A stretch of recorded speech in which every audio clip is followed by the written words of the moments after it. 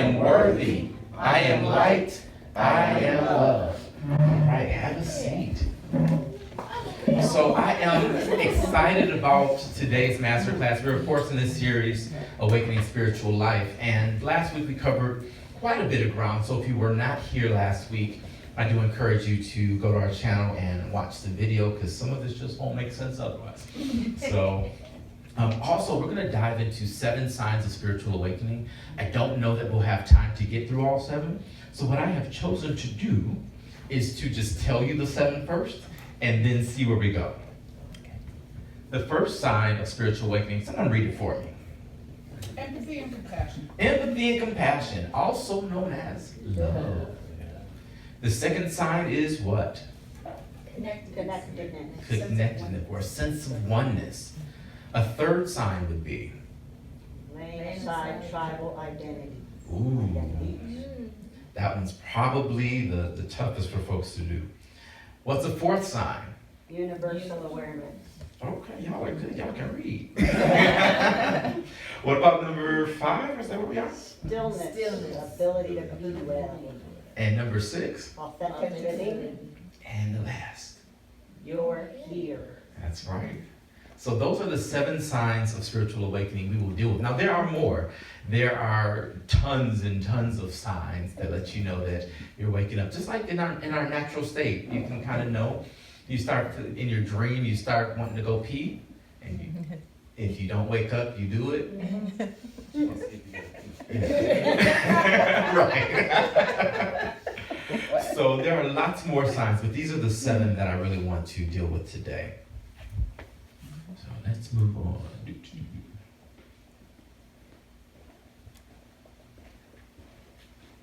There we go. All right, so last week we talked a little bit about thought patterns, also known as the collective consciousness. So I'm going to start with a question. Normally we do kind of like some poll questions and all of that, but for this series I want to switch it up. The question that I want you to kind of think about for just a moment is, what if every thought you had instantly manifested?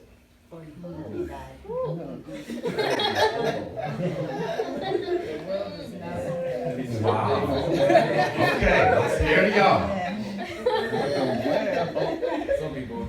Yeah, that wouldn't work for some of us, right? Well, in this realm, we are actually safeguarded by the 3-pronged process of manifesting, which is think, feel, do, or act. So the fact that we can't just think of something and it appears is actually for our benefit. Amen. Who's seen this scale before? Couple folks? Yeah, this is the scale of consciousness that I like to utilize, and it really helps us to put a frame of reference on where we are vibrationally. So love would be a 500, which is right in the middle of the scale. Scale goes from 0 to 1,000. Now 500 isn't just 500 points more than 0. This is an exponential scale. So 500 to the 10th power. So every time you go up, it's not just 1 point. I mean, it's a major shift. So if you go from 500 to 501, big stuff. Unconditional love is about a 540. So not too many folks resonate at that level. And I mean, not too many folks as in the 8 billion people on the planet. There's a couple percent. Okay. I will say that it's highly unlikely that too many people in this room are at that level, because I know how y'all live. The resonance of alcohol is about 200 at the level of courage. That's where you move from a thing we transition from force into power. And I wanted to be a karaoke so bad last night. Had to marry folks. But when you go to karaoke, a lot of people will take their liquid courage so that they can sing. Yeah, well, that's that 200 because that's where you cross over into courage. Marijuana is about a 300, 350, so it's a little bit above. Now understand, 350 is nothing to bat an eye at. Like, that's pretty good. That's the stage of acceptance. Okay, so that's a high resonance in the world we live in. Our nation as a whole, including all of the most enlightened gurus, if you balance everything out, we're at about a 400 as a nation. That's really good. Other countries, not so much. You'll notice this also deals with the level of income inequality and poverty, and even our technological state will help with getting to a higher level. So just wanted to kind of bring that out there. As we collectively raise our consciousness, we will expedite this process of manifestation. So we are moving towards a time where we can think of something and it will appear. I believe that we will see that, if not in my generation, in the next couple.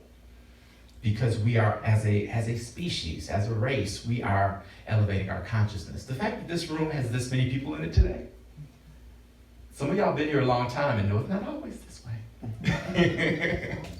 So understand that this is something that people are grasping, and they are truly awakening. Now, when people wake up, there's also discomfort, right? There's tumultuous times, and we see that. Made reference to our current administration earlier. Well, that's actually a sign of awakening. I know sometimes it doesn't feel that way, but it is, because people are being authentic. It was such a great reflection.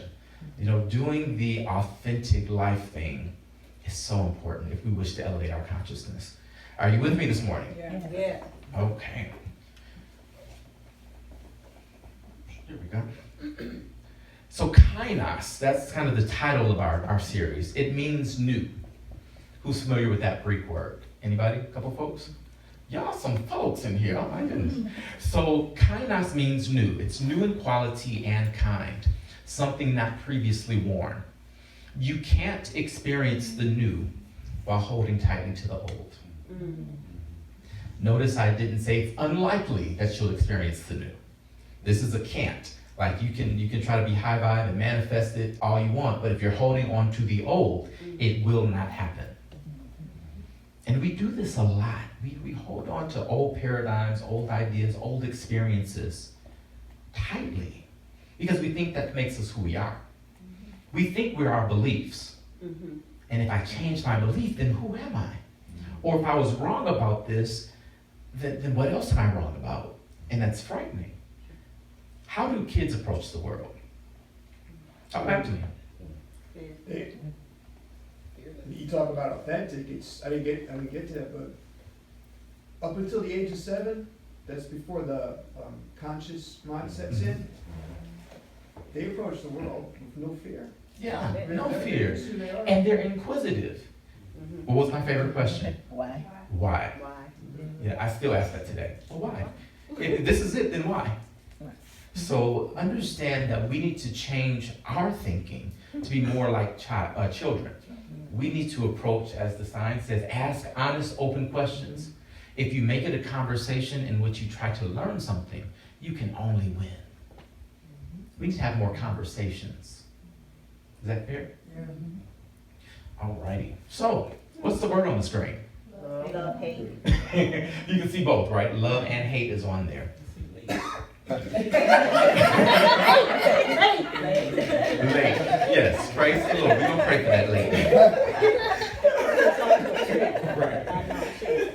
So many non-Christians, including those of us that are quote unquote spiritual, hate the Bible.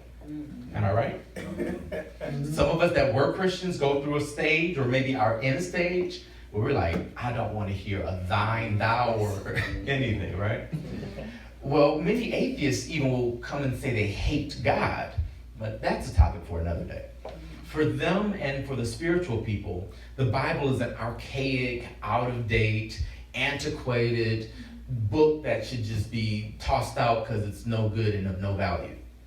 I was having a conference with a phenomenal speaker, like a theologian type dude, the dude of dudes, and we were at the Center for Spiritual Living, and several of their people attended. And if you know anything about the Center for Spiritual Living, they are very open and very inclusive and very progressive. But one of the participants angrily said, "Why are we learning about the Bible? This book is 2,000 years old. Can't we learn something new?" Well, problem number one, we were literally there to study the Bible. So it's like, don't want to do a Bible study, then don't come to the Bible study. But that is beside the point. He felt so enlightened that he didn't need the Bible. But he was holding tightly to an old paradigm, to an old belief, to an outdated idea about what the Bible is, does, was, another word that rhymes with that, whatever. On the other hand, though, many Christians love the Bible. Anybody remember Beverly from Rudy's talk? If you're not familiar with this, this has literally become like something that people talk about. You're Beverly. So my sister-in-law died in a fire. Her Bible was beside her in bed on a stand. Not a burn mark on the Bible. Awesome. Miracle from God. Sister's dead. Yeah, it's like somebody died, Beverly. I saw an article this week of a church that burned down. And they were like, well, none of the Bibles burned. Wow, God is so good. I mean, it's a lot cheaper to replace Bibles than a building. But Christians have elevated to the Bible to such a degree that it has become God. They love it so much that you mess with my Bible, you mess with God, and I can't have you do that. They think that there's no wrong punctuation, no misquoting. I mean, it's completely perfect in every way. And if it's not in the Bible, then not only do they not need to know it, it's dangerous because it's not in the Bible. Am I telling the truth? Yeah. So both of these groups have it wrong. And I don't use the word wrong often, but in this case, I'm using it intentionally. Both groups have the Bible wrong. Both groups are in need of awakening. Even the woke spiritual people. Both groups are holding on to outdated ideas about the book. Because it's not what people make it, but they hold on to. When I grew up, I was told the Bible is basic instructions before leaving Earth. That's right. That's what it is. It was. Well, if you're going to hold on to that idea, you can't actually get a new one.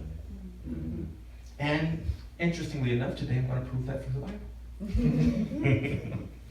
So this is Luke 5:36 through 39. If you brought your Bibles, feel free to turn. It says, Jesus gave them this illustration.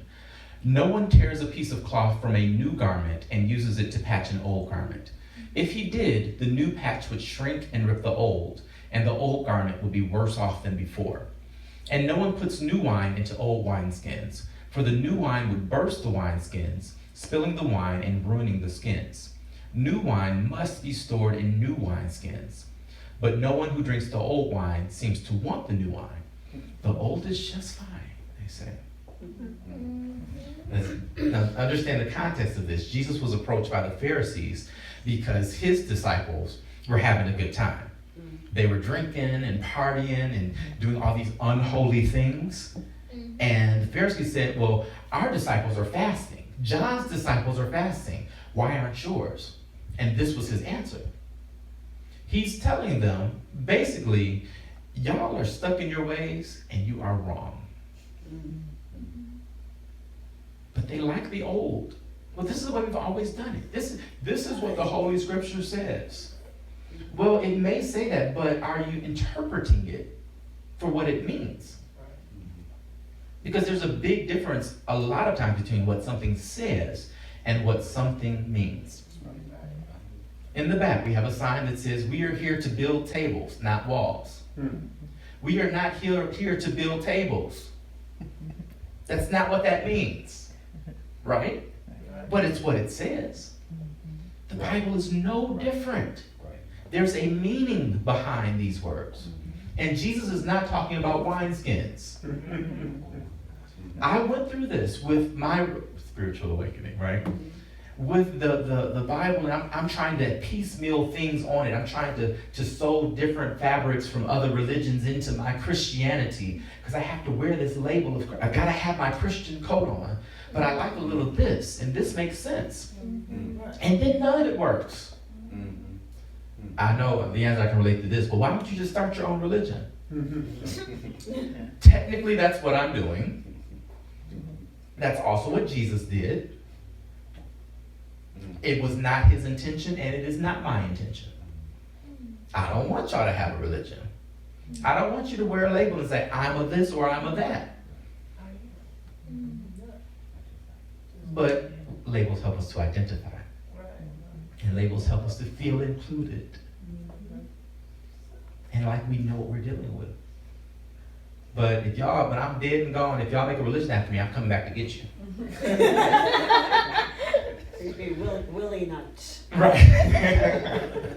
So you guys, you've seen Sister Act 2, right? Yeah. We just watched it this weekend. So Lauryn Hill in the movie had, she's a sassy character, and she tells Whoopi Goldberg, we don't want no new way. The old way is fine for us. Y'all remember that scene? Yeah. Well, that's what most religious people are doing. They're saying, we don't want a new way. But what happened at the end of the movie? They won the whole competition. The new way was better. The new wine is better. Taste it and see. You still with me? Yes. Okay, so the first sign that we were dealing with, of course, is empathy and compassion. A couple hallmarks of this is a strong impulse to alleviate other people's suffering and to help people fulfill their potential. Also has a strong idealistic desire to change the world for better, an impulse to serve other people and contribute to the human race in some way, and it's a sense of mission to help the human race move through our present phase of chaos and into an era of harmony. Does that make sense? Do you understand why that falls under empathy and compassion? Yes. Okay, because empathy and compassion isn't just feeling sorry for someone. Right. Oh, too bad. It's not empathy or compassion. It's actually doing something about it. So the reason why it's so important for you to be here, and you are obviously here, so thank you, right? But the reason it's so important is because this has to become something that has weight to it. If it's just me and my husband in the room, people will not take this seriously. Oh, they're just a cult. But as this continues to grow and we build momentum, we will see people will start taking it seriously and want to be a part of, oh, you know what, I can trust this, I can dip a toe in the water, I can listen and understand. So even if you're not actively doing something here, like you're not here to set up, which we need people to help set up, hallelujah. Even if you're not here with an assignment, your assignment every week is to bring your energy into this place. It feels different when you're not here. We had a situation more than once where someone was different the way someone else was different, and on the week they showed up, the one that was different like them wasn't here. And so they felt out of place because, oh, I'm a this and no other this is there, so I won't go back. Because it's uncomfortable when you're the only that in the room, right? Yeah. I feel your pain. Yeah. So spiritual people don't go and retreat in the mountains and in caves and in monasteries and all of these things. Not saying you're not spiritual if you do that, but that's not the hallmark of a spiritual person. A spiritual person is someone who takes action to make systemic change. Is that fair? So we want to look at this concept of an idol versus a model. And I think Jeff nailed it. Jesus came to be a model, not an idol. But we have made Jesus and the Bible idols. What do we do with idols? Worship them. What do we do with models? Try to be like them. Try to be like them. Jesus came to show us the way. There's a song about it. You came from heaven to earth to show the way.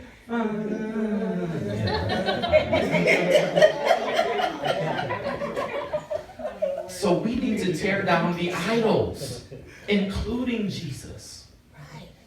He doesn't want to be your idol. He doesn't want your worship. I'm not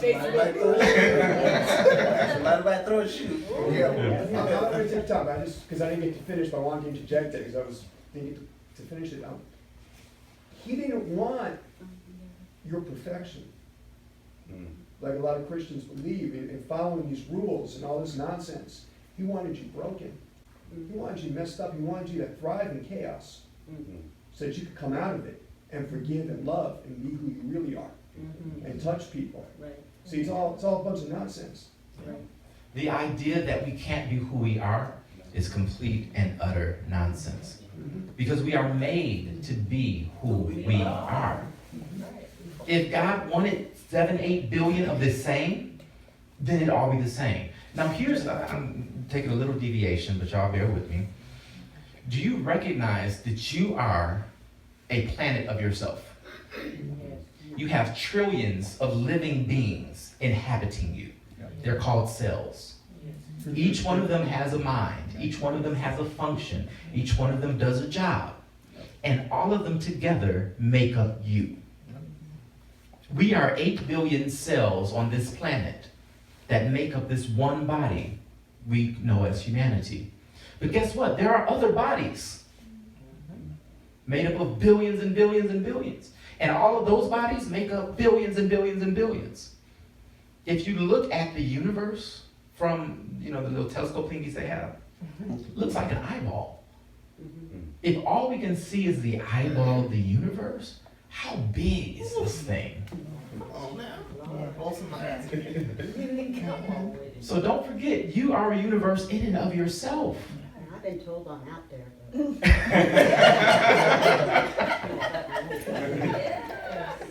So spiritual leaders do risk becoming idols, which is not their desire. Most spiritual leaders wish to simply be models and share. The reason I do not and will not preach every week is I don't want to be your idol. I don't want to be, this is Will's thing. That makes it really hard to grow because people tend to fall in line. They like to be comforted by authority. Tell me what to do. It's easier than thinking. Yeah. Jesus has become an idol and we need to tear it down. Now understand, I'm not saying discard Jesus. Because what happens when people get spiritual is then they're like, oh, I don't need Jesus anymore. Yes, you do. You absolutely do. Keep your eyes fixed on Jesus because that's your model. We are hardwired to emulate what we see. I can think of no better person to emulate than Jesus. Now, what did Jesus do? He sacrificially loved.